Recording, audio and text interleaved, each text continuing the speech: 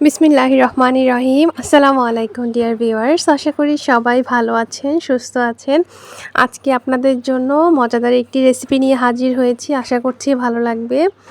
তো প্রথমে একটি ডিম নিয়ে নিয়েছিলাম, সেটাকে ভালোভাবে আপনারা যে কোনো কিছু কাঁটা চামচ হোক বা ইলেকট্রিক বিটার যে কোনো কিছু দিয়ে ডিমটাকে ভালোভাবে ফাটিয়ে নিতে হবে। তো আমি এখানে একটি ডাল ঘুটনি দিয়ে আজকে ডিমটা ফাটিয়ে দেখাচ্ছি। ডাল ঘুটনি দিয়েও কিন্তু ভালোভাবে ডিমটাকে ফাটানো যায়, এতে কিন্তু একটা ফোমি ভাব আসে, যে আপনারা দেখতে পাচ্ছেন অনেক সুন্দর বাবলস ক্রিয়েট হয়েছে। এরকম একটা ফোমি ভাব কিন্তু আনতে হবে, একটু সময় নিয়ে কাজটি করতে হবে। 5 থেকে 10 মিনিটের বেশিও লাগতে পারে, তবে এটা একটু কষ্ট সাপেক্ষ যেহেতু হাত দিয়ে করতে হচ্ছে। তো আপনারা ভালোভাবে করবেন। আর এখানে আমি হাফ কাপেরও কম চিনি নিয়েছি, তবে আপনারা আপনাদের পছন্দ অনুযায়ী চিনি দিয়ে দিবেন। তারপর এটাকে ভালোভাবে মিশাতে হবে। যত বেশি ভালোভাবে মিশাবেন তার উপরে নির্ভর করবে কিন্তু এই রেসিপিটি। তো ভালোভাবে মিশানোর পর এখানে দিয়ে দিলাম সামান্য পরিমাণে তেল। এখন দিয়ে দিচ্ছি সামান্য পরিমাণে বেকিং পাউডার। যে কোনো কোম্পানির বেকিং পাউডার দিতে পারেন। এটা এই যে একটা চামচের অল্প একটু পরিমাণে বেকিং পাউডার দিয়ে দিলাম। তারপর সবগুলো উপকরণ ভালোভাবে মাখিয়ে নিতে হবে।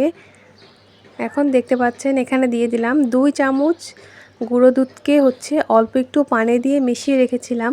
আপনারা চাইলে লিকুইড দুধকেও জাল করে দিতে পারেন। এখন কি দিয়ে দিচ্ছি, এগুলো ময়দা। আপনাদের কাছে ময়দা থাকলে ময়দা দিবেন, না থাকলে আটা ব্যবহার করতে পারেন। সেগুলো দিয়ে ভালোভাবে একটা স্ট্রেনারের ভিতর নিয়ে ভালোভাবে চেলে নিতে হবে।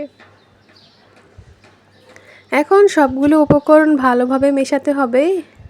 এই যে এরকম একটা টেক্সচার আসবে, তো বুঝতেই পারছেন। এখন এটা কেক তৈরি করছি। তো একটা বাটি নিয়ে নিলাম, বাটির ভিতরে সামান্য তেল ব্রাশ করে নিতে হবে। আজকে আমি কাগজ দেইনি ভিতরে। 40 মিনিট দিয়েছিলাম চুলার উপরে। তো 40 মিনিট পরেও আমি আরও 20 মিনিট রেখেছিলাম যেন একটু কালার আসে। একটা টুথপিক দিয়ে ভালোভাবে চেক করে নিচ্ছি যে কেকটা হয়েছে কি না। তো দেখুন, যেহেতু টুথপিকটি একদম পরিষ্কার, তার মানে কেকটি ভালোভাবে হয়েছে। তো 20 মিনিট আরও রাখলাম।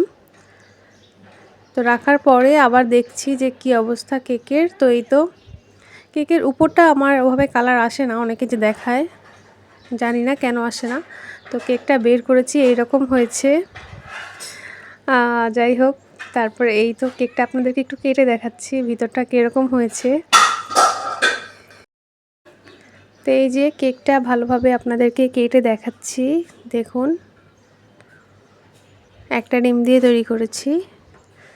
তো হয়েছে আলহামদুলিল্লাহ ভালো, তবে স্পঞ্জি কেকের মতো হয়নি। এই তো